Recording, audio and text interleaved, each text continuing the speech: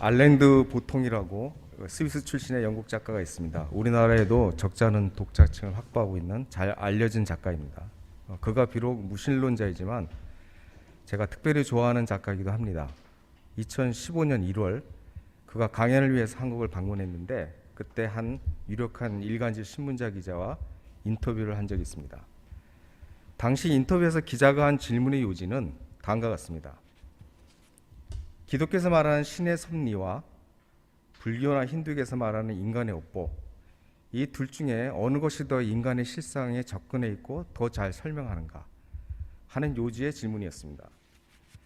그 무신론자에게 한 질문치고는 이 질문이 매우 좀 뜬금없죠.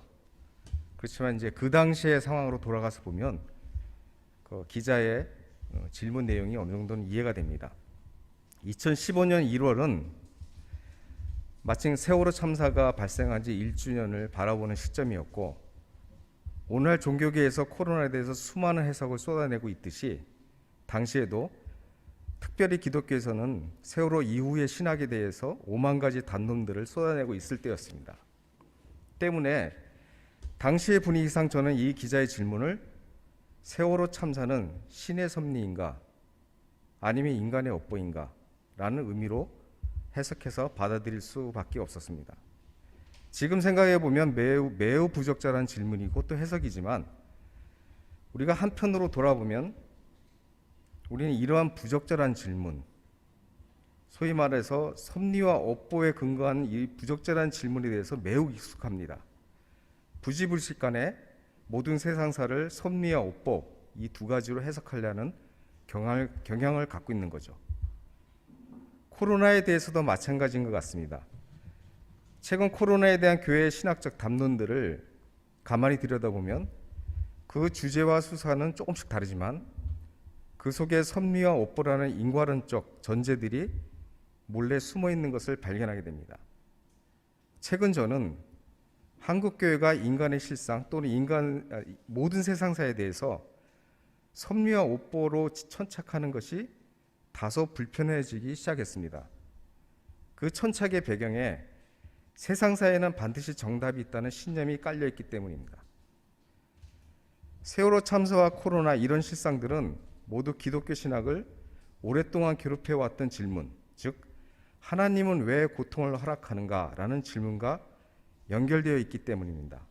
그리고 교회는 여기에 반드시 답을 내놓아야 된다는 의무감, 그래야지만이 하나님을 옹호하고 신앙을 공고히 하는 것이라고 그것이 자신의 의무라고 생각하고 있는 듯합니다. 그런데 2015년 1월 당시 기자의 질문에 대답한 알랭드 보통의 말은 조금 달랐습니다. 그는 이렇게 얘기했습니다. 종교적 세계관의 좋은 점은 우리가 모르는 어떤 힘이 작용하고 있다는 것을 일깨워주는 것입니다. 종교는 우리에게 겸허함을 가르치는 동시에 교만이나 죄의식 양쪽을 피할 수 있게 해줍니다. 섭리와 업보는 우리의 의식이 우리에게 일어나는 모든 것을 통제하는 것은 아니라는 것을 설명하는 기제라고 생각합니다. 말인즉슨 섭리와 업보는 세상사가 이렇다 저렇다 하는 인과관계를 추적하는 기제가 아니라 세상사에 대해 우리가 모른다는 것을 솔직히 고백하는 기제라는 것이죠. 즉 종교가 존재하는 진정한 이유는 모든 인간 현생에 대한 정답을 찾고자 함이 아니라 오히려 정답이 없다는 사실을 그대로 받아들이는 데 있다는 것입니다. 우리 기독교인들도 알랭드 보통과 같은 무신론자의 말에 귀를 기울여야 할 때가 있습니다. 사실 역사적으로 불행의 시기에 교회가 만들어낸 정답들은 매우 위험했고 상당수 기독교의 불행은 대개 이런 정답 만들기로부터 시작되었습니다.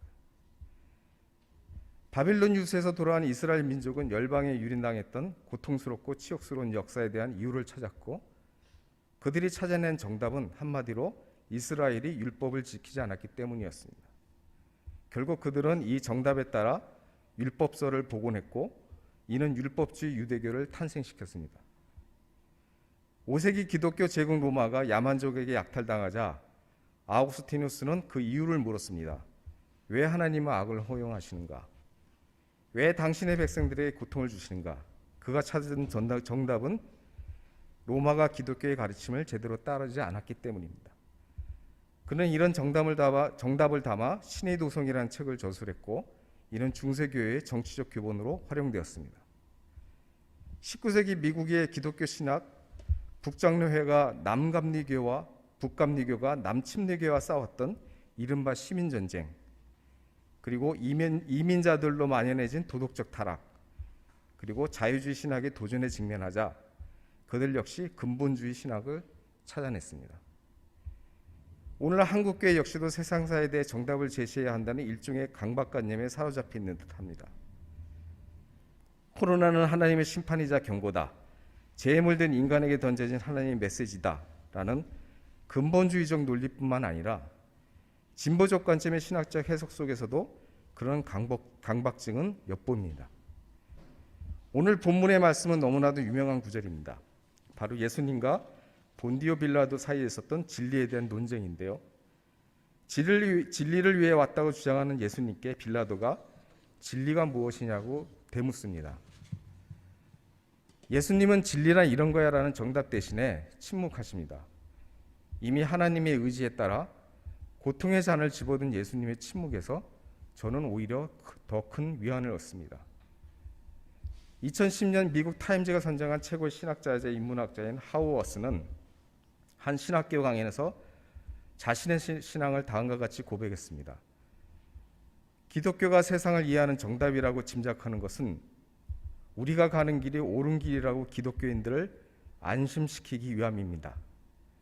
그런 정답은 기독교를 설명으로 폄하시킬 뿐입니다. 기독교인이 된다는 것을 배우는 것은 답이 없이 사는 것을 배우는 것입니다. 답이 없이 사는 방법을 배우면 기독교인이 된다는 것이 정말 훌륭한 일이 될 것입니다.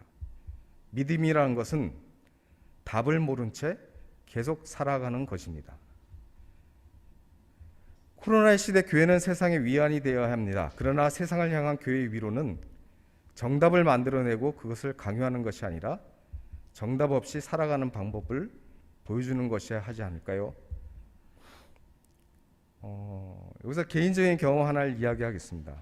2002년 한일 월드컵으로 온 나라가 들썩일 때였죠. 그때가 이제 제가 정확히 40살이 되던 해였습니다. 근데 보통 이제 여성이든 남성이든 40살이 되면 좀 신체적 변화도 생리적 변화도 좀 일어나고 또 때로는 삶에 대한 회의도 느끼고 뭐 이렇게 되죠. 저만 그런 건 아니죠. 그래서 한번 돌이켜 생각해 보세요. 한 40살 때 이상한 일을 하셨을 거예요, 분명히. 작든 크든. 그래서 저도 이제 그 당시에 좀 마음의 병을 앓았었는데, 그러니까 어느 날 이제 그 TV를 보다가 광고 문구를 하나 발견했어요. 이게 많이 알려진 문구입니다. 당신의 사진이 만족스럽지 못하면 사막 깊숙이 들어가지 못한 까닭이다. 이 문구죠. 로버트 카파인가요?가 얘기했다고 알려진 문구죠. 그래서 저도 이제 느닷없이 사막에 가려고 결정한 거예요. 그래서 결정하고 떠났죠. 그래서 사막 여행 중에 도시와 도시를 이동하기 위해서 기차를 타고 이동하고 있었는데 보통 야간 열차를 타고 이동하죠. 근데 갑자기 자정 무렵에 기차가 멈춰서는 거예요. 그래서 이유를 알고 봤더니 사막에는 이 돌풍이 불면 그 모래바람을 일으켜서 궤도를 다 덮어버리기 때문에 계속 달리면 이제 탈선할 위험이 있대요. 그래서 사막을 달리는 기차는 언제든지 멈춰설 수 있답니다. 그래서 이제 그렇게 기차가 멈춰서고 나서 한 3시간쯤 지나니까 여러분 잘 아시죠? 유럽식 기차. 이제 한쪽에 방이 있고 한쪽은 복도가 있는. 이 복도 쪽으로 사람들이 이제 어슬렁거리기 시작하고 궁극적으로는 이제 지나가는 영무원들한테 시비를 걸기 시작하는 거예요. 그러니까 시비의 내용인즉슨 도대체 기차가 언제 떠나느냐. 이제 이런 걸 가지고 물어보는 거죠. 근데 그 영무원은 그런 경우를 너무 많이 당했던지 그런 시비에도 불구하고 여유롭게 웃으면서 아니 바람이 그쳐야 언제 떠날 줄 알죠. 바람 그치는 걸 내가 어떻게 알아요? 그렇게 하고 쌩 하고 지나가 버리는 거예요. 근데 참 신기한 게도 그 성의 없는 대답을 들은 사람들이 하나같이 자기 자리로 들어가서 편하게 쉬는 거예요. 정답을 얻지 못했는데 말이죠. 그러니까 사실 그 사막 도시에 사는 사람들이 이런 경우를 한두 번 겪어봤겠어요? 바람의 특성, 그다음에 바람이 불면 기차가 멈추는 거 이런 거 다 알고 있었겠죠. 그런데도 그들이 알고 싶었던 거는 불확실한 것을 확인하고 싶었을 뿐이었던 것 같아요. 그러니까 불확실한 것의 확실화, 불확정성의 확정, 또는 알 수 없다는 사실의 수용, 정답에 대한 포기. 어쩌면 이런 우리를 위안케 하는 것들은 정답 그 자체가 아니라 정답이 없다는 것의 인정과 수용이 아닐까 하는 생각이 듭니다. 그러니까 오늘날 이 탈종교, 탈기독교 시대라고 얘기하잖아요. 그러니까 인간에게 주어진 그 근본적인 실존의 문제들, 우리가 온 곳과 갈 곳, 그다음에 삶이 존재하는 이유, 마지막까지 간직해야 될 가치와 의미, 또는 죽음 저편에서 벌어지고 있는 일들, 그리고 이 생에 고통이 존재하는 이유 등등에 대한 정답을 찾다가 결국 그 정답을 찾지 못해서 교회를 떠나게 되는 그런 크리스천들을 종종 보게 되죠. 제 주위에서도 이제 좀 여러 명 봤는데, 혹시 이 시간에도 우리 세계교회 자매 있는 형제님들 중에도 그런 고민을 안고 계시는 분이 있을지 모르겠어요. 근데 솔직히 고백하자면 저 역시도 마찬가지입니다. 그런 고민을 늘 안고 살고 있습니다.